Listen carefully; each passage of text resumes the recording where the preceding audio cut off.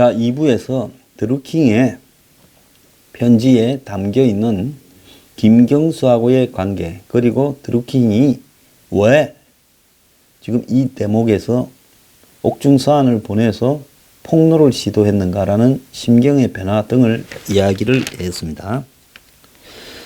자, 드루킹은 특검이 시작돼도 믿을 수 없다라고 말을 했습니다. 그런데 그도 그럴 것이요, 그를 입증하는 내용들이 지금 나오고 있습니다. 드루킹 특검에 물망에 오르던 인사들이 너도 나도 손사래를 치고 있다. 부담이 크다고 다 안 하려고 한다는 겁니다.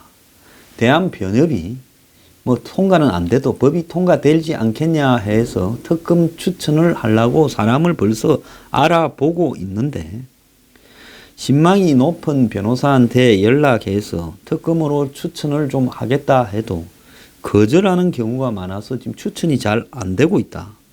이유는 부담스럽다. 정치적으로 민감한 사안이라서 추천을 안 했으면 좋겠다. 자, 변호사들 이리저리 걸리는 것도 많고 세금 문제도 있고 이런데 이거 잘못해서 하다가는 가다가 죽겠다. 즉 무너져가는 정권에 들어가서 정권을 무너뜨리는 특검은 서로 하려 해도 정권이 서서히 풀을 때 정권의 핵심에 칼을 들이미는 특검은 안 하겠다. 이게 대한민국의 길에 깔린 변호사들, 변호사 수가 얼마나 많습니까? 그런데 특검할 사람 하나 없는 게 오늘날 대한민국 법조인들의 실태다. 이런 사람들한테 법률적 조언을 받아야 되는 국민들이 한심합니다. 어떻게 전체 변호사 중에 의인이 하나도 없냐. 지금 대한민국의 변호사 숫자가 2만 한 수천 명이 될 거라고 보고 있습니다.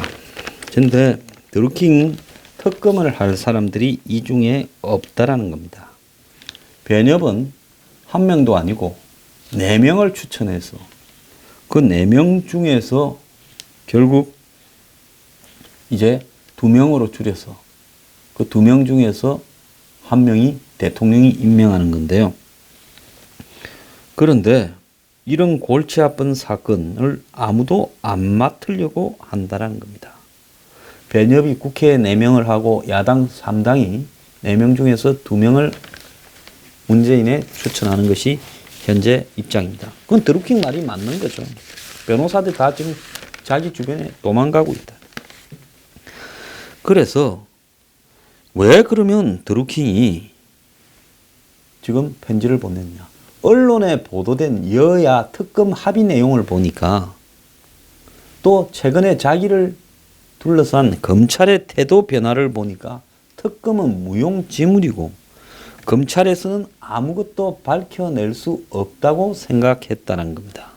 검찰은 사건을 축소하고 모든 죄를 경공모에 뒤집어 세우려고 하는 느낌을 받았다는 겁니다. 그래서 목숨을 걸고 진실을 말한다는 겁니다.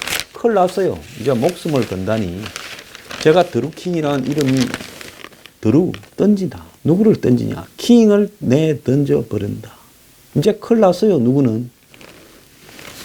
킹이 큰일 났다 이 말입니다.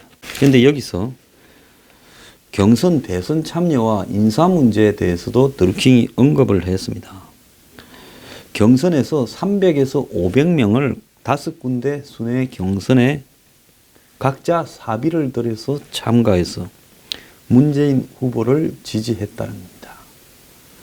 자, 한 사람이 돈을 받고 간다면 자비, 지방에서 돌면서 했잖아요. 식비, 일당까지 하면 10만 원도 더 줘야 될 겁니다. 그러면 300명이 갔으면 3천만 원, 500명이 갔으면 정치판에 한 500원 줘야 되는 거예요. 그런데 이 사람들은 그냥 동원된 사람이 아니라 권리당원들입니다. 그러니까 문정권으로서는 5군데면 수억 원의 도움을 받았다는 거죠. 가치로 보더라도요.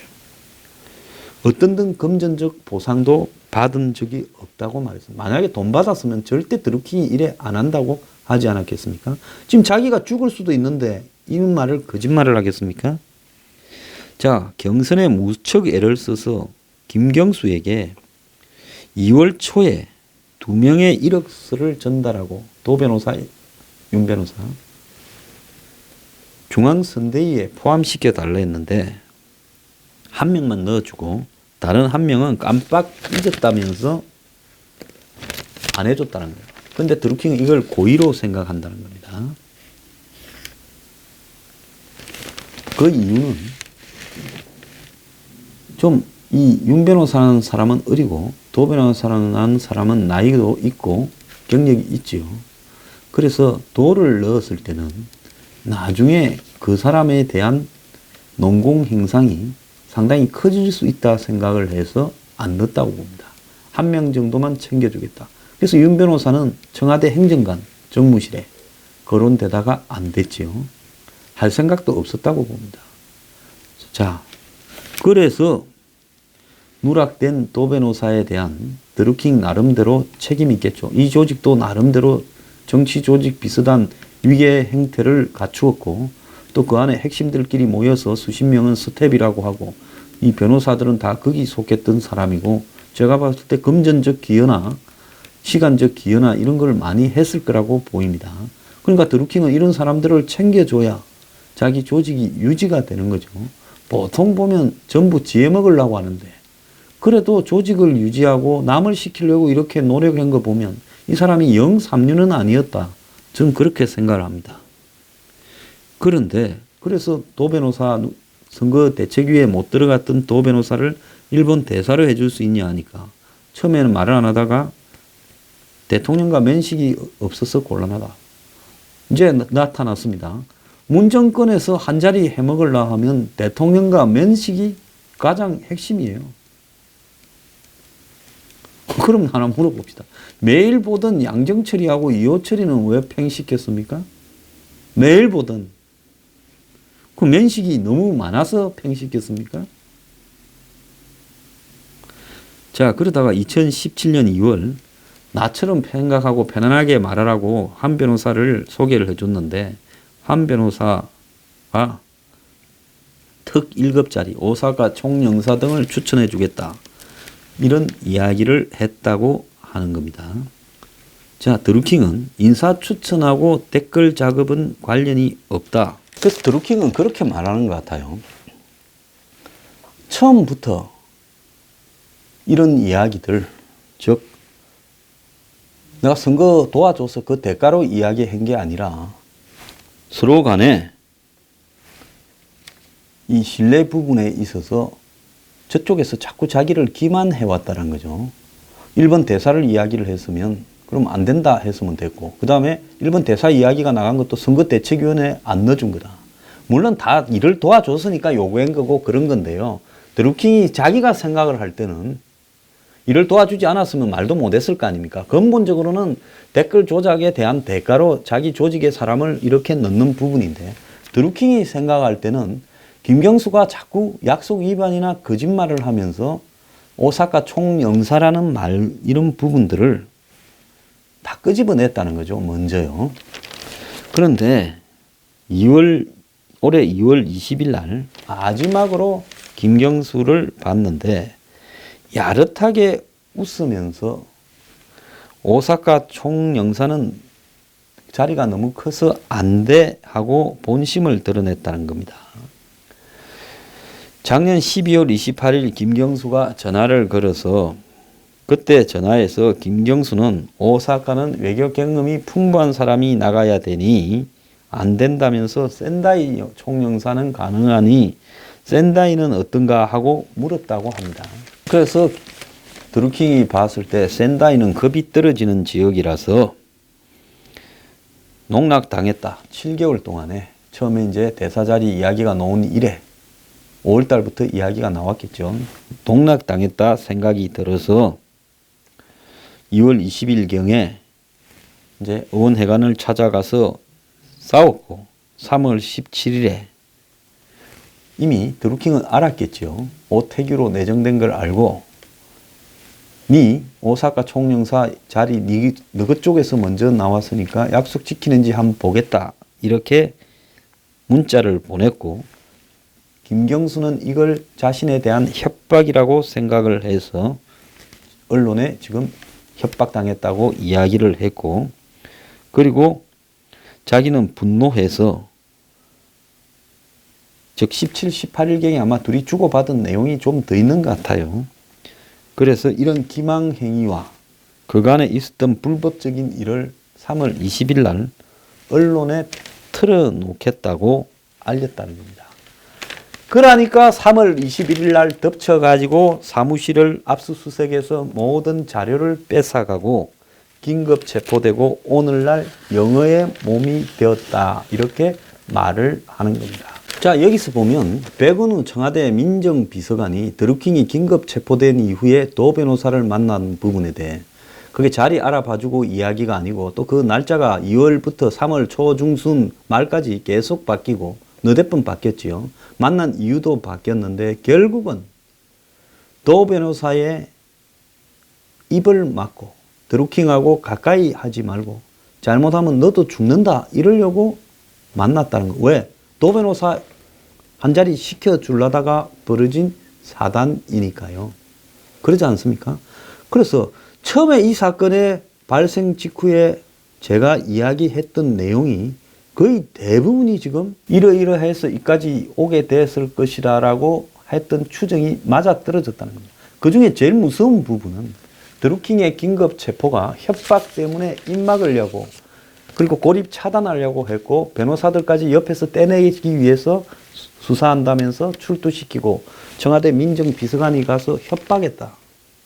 이런 것이 오늘날 드루킹의 폭로로 거의 다 확인이 되어가고 있습니다.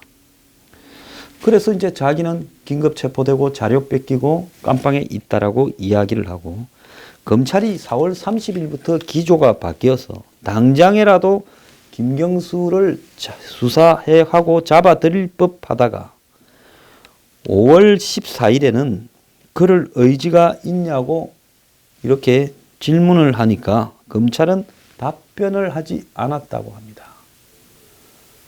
자, 이 말은 뭔가 하면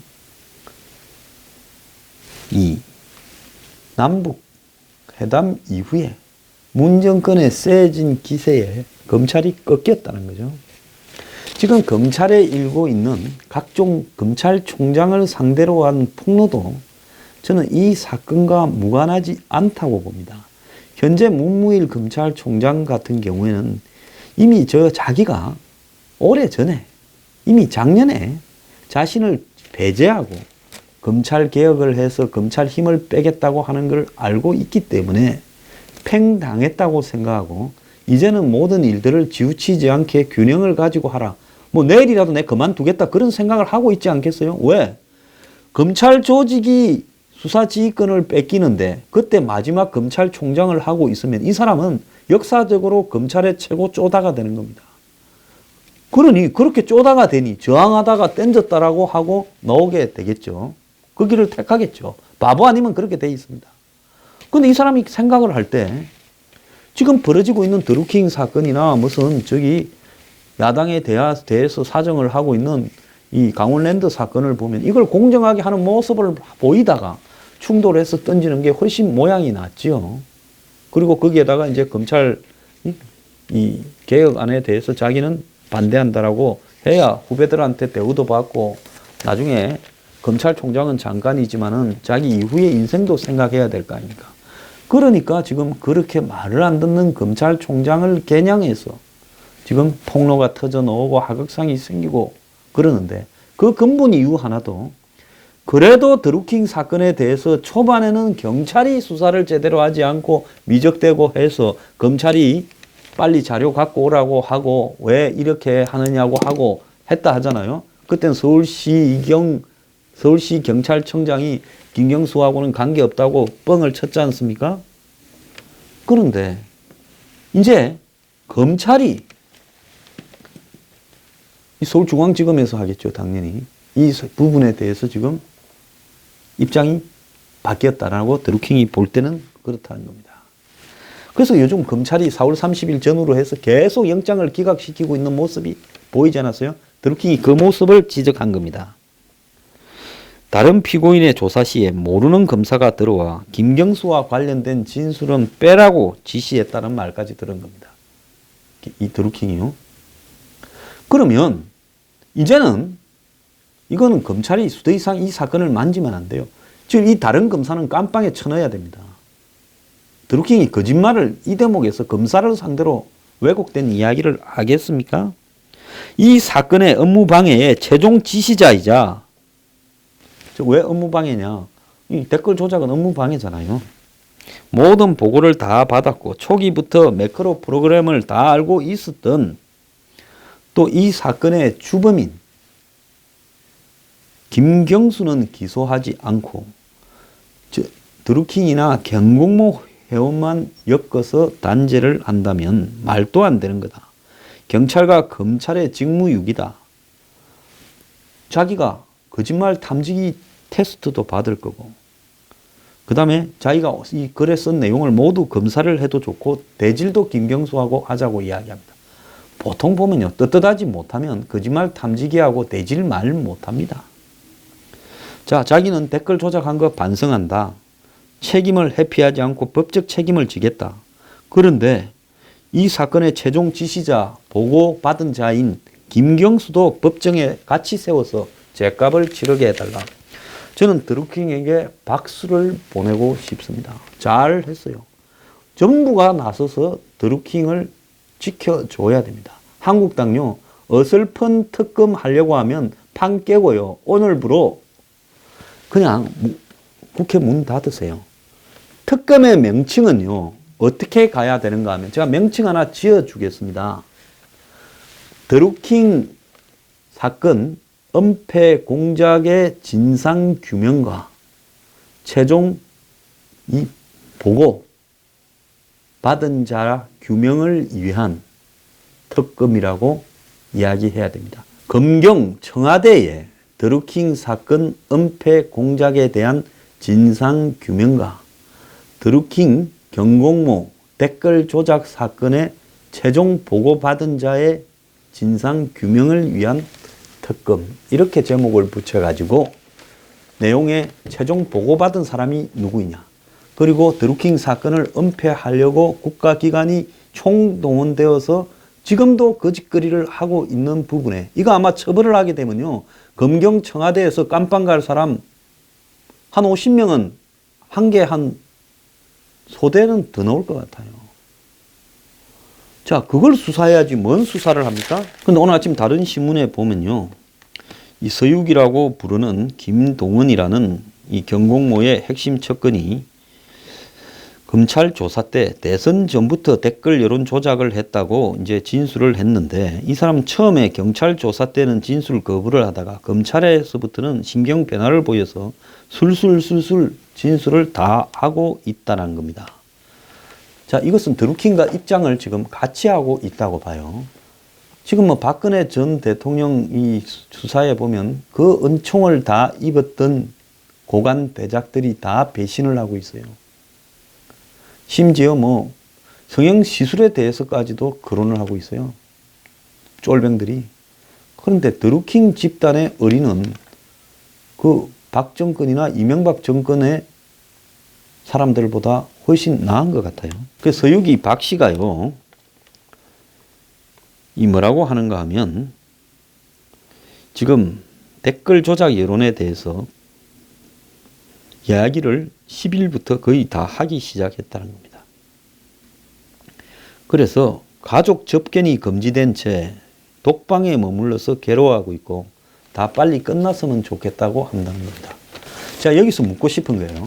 대한민국 교정당국에 방이 그렇게 많이 넘쳐서 이 사건 관련자들을 대부분 독방에 수용하고 있는 것 같은데 왜 그런지 한번 물어보고 싶습니다. 댓글 조작 업무방해가 어떻게 중범이라고 전부 독방에 가둡니까? 그래서 서유기는 킹크랩 만들던 과정, 운영 방식부터 시작을 해서 드루킹 변호인도 모르던 이야기들까지 다 했다고 합니다. 변호인 없이 조사를 받겠다고도 했다 그래요. 그래서 이전에는 검경이 서버 접속 아이디와 비밀번호를 확보하지 못해서 킹크랩 실체도 파악하지 못했는데 검찰이 이 서유기 진술 때문에 공판에서 댓글 작업을 시행까지도 하게 됐다는 겁니다. 그래서 이 서유기도 댓글 작업에 핵심 인물인데요.